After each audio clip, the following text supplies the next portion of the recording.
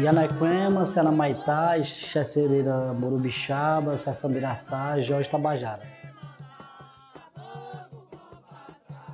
Eu sou de Poranga, eu sou cacique do povo Tabajara, assumi o cacicado muito jovem, no ano de 2008. Sou natural de Poranga, a minha cidade fica aproximadamente 420 quilômetros daqui. Em Poranga nós somos dois povos indígenas, o povo Tabajara e o povo Calabaça. Residimos em duas aldeias, a aldeia Imburana e a aldeia Cajueiro. A minha infância ela foi, pelo fato de sermos de uma família muito numerosa, nós éramos 10 filhos, nós somos 10 irmãos. A nossa principal fonte de renda era a agricultura, então a única coisa que a gente fazia era trabalhar na roça, pescar também nas nossas barragens, nos rios e estudar. E aí eu comecei a trabalhar muito cedo. Meu pai, sou muito grato a ele porque todas as dificuldades da vida ele me ensinou. Assim, meu pai é uma pessoa sempre muito compromissado com a educação dos filhos porque ele não teve essa oportunidade. O pai do meu pai faleceu, ele tinha 8 anos de idade. Então, com 8 anos de idade, ele já era obrigado a trabalhar para ajudar a sustentar a família. Meu pai disse que ele, com 17 anos, quando precisava lavar a roupa dele, ele tinha que ficar nu. Minha avózinha levava para o rio para lavar e ele ficava escondido dentro do quarto ou debaixo do cobertor até a roupa secar para ele vestir novamente. Só foi pegar dinheiro quando estava próximo de casar, depois, com os 19 anos. Então, com muita dificuldade. Como ele não teve a oportunidade de estudar, ele fazia questão de trabalhar, fazer o máximo possível para que todos os filhos tivesse essa oportunidade. Então, eu sempre ajudando nessas atividades da roça, mas também eu coloquei isso para mim, que a melhor forma de ajudar meus pais a superar muitas dificuldades na vida era estudando.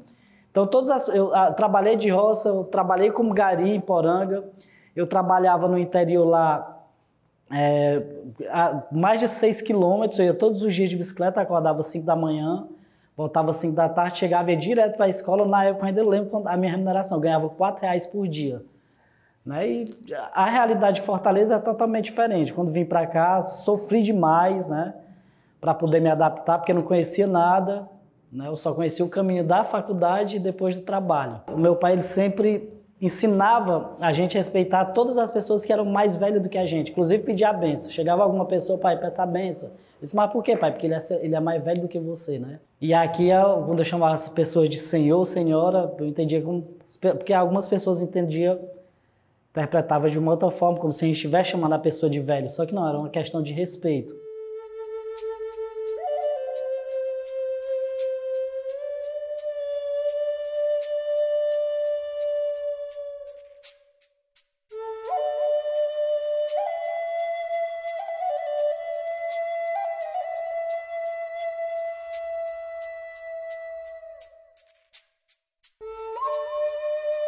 O movimento indígena no Ceará, houve séculos de silenciamento, um silenciamento forçado, né?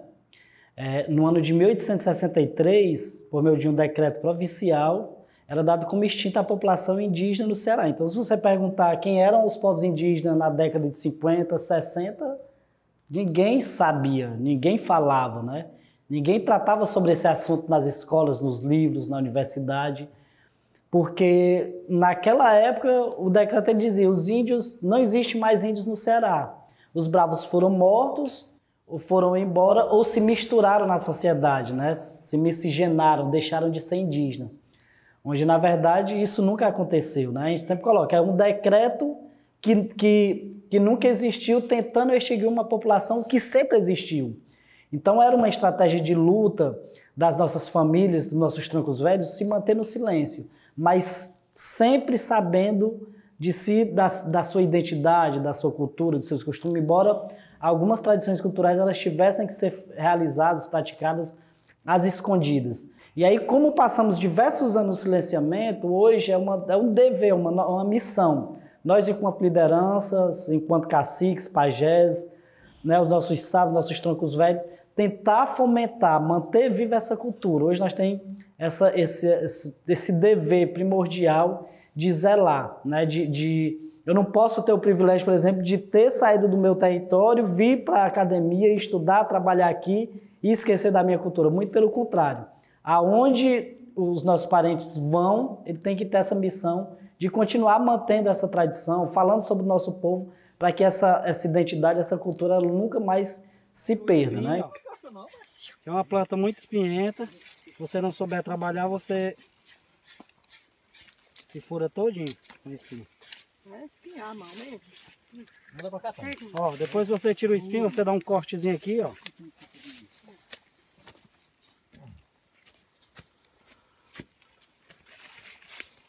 Aí você tira de um lado, ó.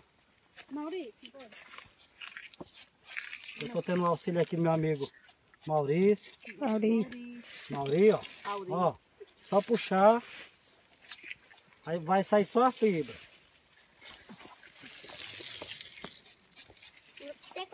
E o croalho tem muitas utilidades. Depois você tira isso, agora você vai fazer essa limpeza, ó. Tira esse excesso, que é a água que ele tem. Pronto, vai ficar só a fibra. Além disso, aí depois é só, você vai fazer trouxer os nós e bater. Ainda é muito forte, por exemplo, lá no nosso povo, a espiritualidade, os rituais, o trabalho, a cura por meio da medicina tradicionais utilizados pelos nossos sábios, né? Enfim, a forma como nos alimentamos, diversos outros fatores que nos tornam diferentes da sociedade, e essa é uma preocupação nossa de manter viva. A sociedade ela construiu o estereótipo, né, da questão indígena, essa imagem estereotipada, que o índio ele tem que ser aquele índio da pelinha avermelhada, cabelo liso, olhinho puxado, tem que andar nu, comer carne crua, viver nas matas, viver à margem da sociedade. Isso foi uma visão repassada no passado, né, do que seria o índio no Brasil. Só que muitas situações mudaram, principalmente devido ao forte período de colonização, porque o objetivo do próprio Estado era dizimar os povos indígenas, era exterminar povos, era aculturar, fazer com que os nossos antepassados deixassem de preservar sua própria cultura, seus costumes, suas tradições. E aqui o processo de miscigenação ele foi muito intenso, né? Muitas pessoas olham para mim e ainda hoje eu continuo sofrendo discriminação, preconceito pela cor da minha pele, né? E aí quando as pessoas começam a ter o contato sobre a nossa história, sobre a nossa vivência, sobre o nosso território, sobre a forma como a gente vive e luta, as pessoas começam a reconhecer de fato essa nossa identidade e respeitar, porque a sociedade ainda ela ignora muito. Então essa questão do indígena não poder andar de carro, não poder usar iPhone, não poder comprar uma roupa, coisa mais natural, porque nós, como qualquer outra pessoa da sociedade, nós estudamos, né, trabalhamos, e na medida que você vai estudando, trabalhando, vai surgindo as necessidades. Mas hoje todos esses instrumentos, esses bens materiais, a gente tenta usar, mas a serviço também da nossa luta, né? Hoje é super necessário possuirmos os aparelhos e estarmos atentos a todos os meios de comunicação para dar publicidade, visibilidade à nossa luta.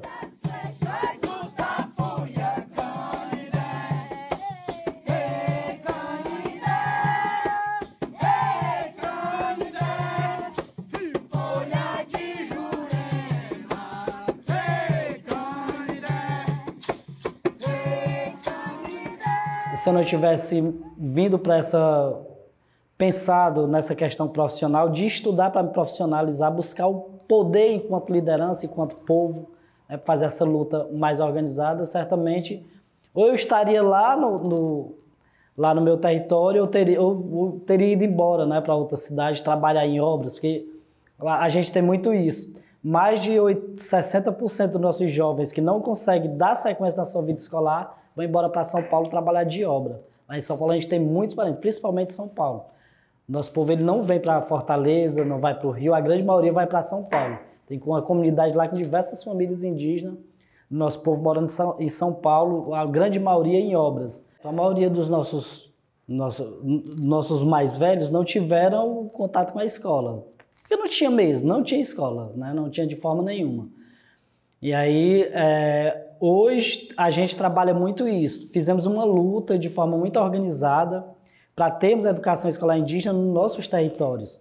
Alguns dos nossos mais jovens não iam para a escola porque sofriam preconceitos, eram discriminados. Você é da aldeia para estudar nas escolas do centro da cidade. No início da década de 90, começamos a trabalhar com a educação escolar indígena. Lá, o nosso povo, nós somos a primeira escola indígena do estado a implantar o ensino médio, e a gente trabalha isso, da necessidade dos nossos jovens estudarem, mas não deixar essa ligação com a luta. Para nós é importante que o parente indígena ele realize todo a sua vida educacional dentro do território, e quando ele tiver que sair para cursar uma outra escolaridade, um nível superior, que ele vá, mas nunca tire o pé da aldeia, né? Tão importante que tenhamos advogados, médicos, enfermeiros, antropólogos indígenas. É muito importante, sim, mas tão importante que esses parentes que consigam essas formações, que ele coloque essas formações a serviço dos nossos povos, que ele dê esse retorno. Você se formou, mas que não deixe essa ligação com o nosso território, porque só assim nós vamos continuar, né, fortalecendo a nossa luta, as nossas pautas, os nossos direitos e mantendo viva, né, as nossas tradições, nossos costumes, essa relação entre os próprios parentes. Um dos guerreiros da nossa aldeia, o seu Antônio, conhecido como Antônio Martins, está chegando nesse exato momento com um balde de mel. Nesse ano é um momento em que nossos parentes utilizam muito essa forma de extração da nossa mata para a sua sobrevivência. Aqui, ó, mel na capa ainda, trazendo para alimentar os guerreiros que estão aqui trabalhando com o croá.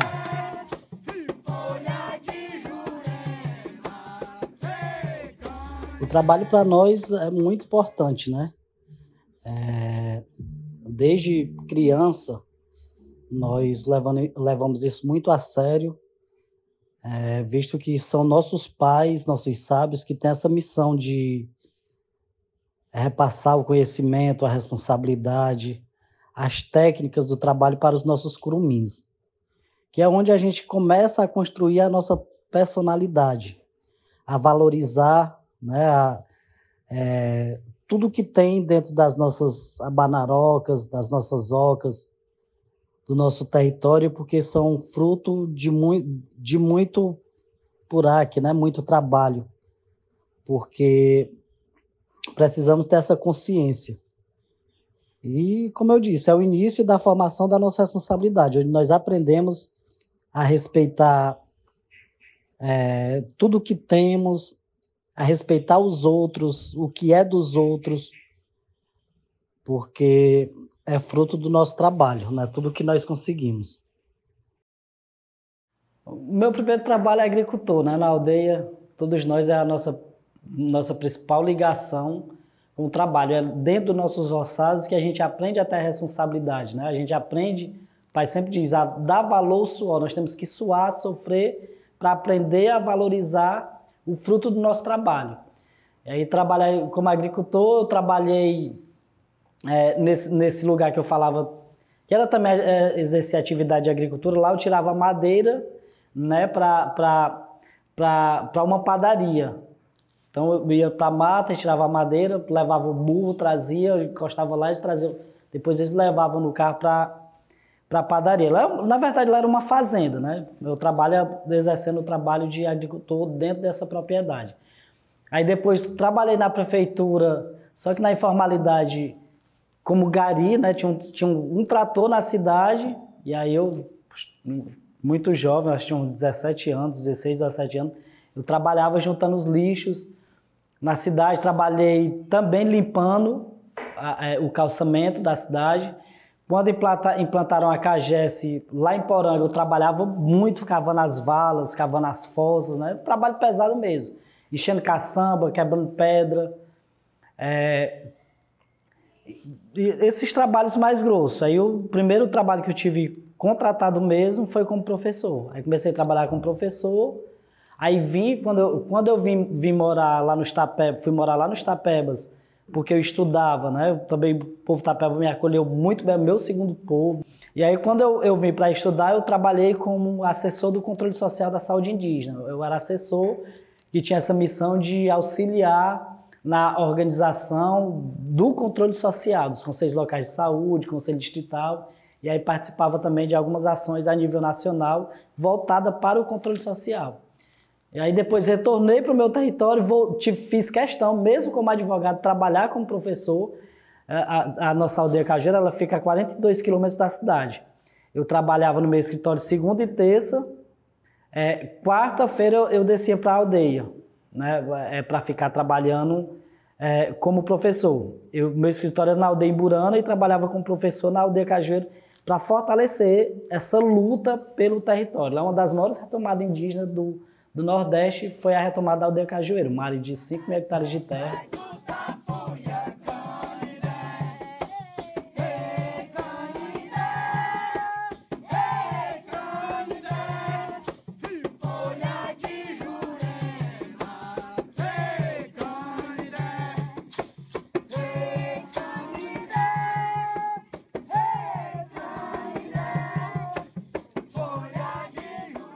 Meus parentes trabalham na aldeia. A principal fonte de renda nos principais territórios são os trabalhos da agricultura, atividade de caça, pesca, artesanato, ou na escola indígena ou na saúde indígena.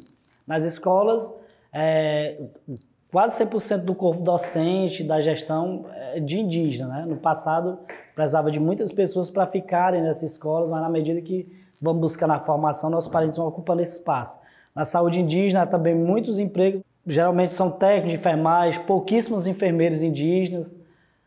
E aí, de fato, nesses outros cargos aqui no Ceará, o principal cargo de destaque é esse da secretaria, o que eu ocupo juntamente com a nossa secretária, a Juliana, que também é uma indígena, né, lá do povo Genipapo Canidé.